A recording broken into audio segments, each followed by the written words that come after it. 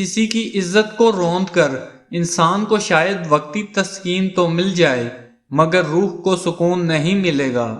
لوگ نصیحت سے نہیں ٹھوکر سے سبق لیتے ہیں، کیونکہ نصیحت اکثر ایک کان سے داخل ہو کر دوسرے کان سے نکل جاتی ہے، لیکن ٹھوکر سیدھی دل پر لگتی ہے۔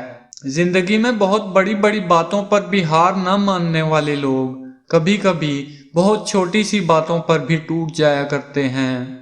رشتے ضرورت کے ہوں تو کبھی ساتھ نہیں دیتے اور جذبات کے ہوں تو کبھی ساتھ نہیں چھوڑتے۔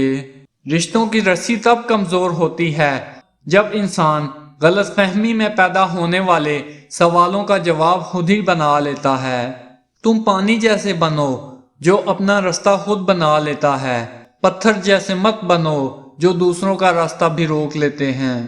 ضروری نہیں کہ جو شخص آپ کو نصیحت کر رہا ہے وہ اپنی ذات میں مکمل ہو، وہ تو بس آپ کو اتنا دینے کی کوشش کرتا ہے جس سے آپ کی اصلاح ہو سکے۔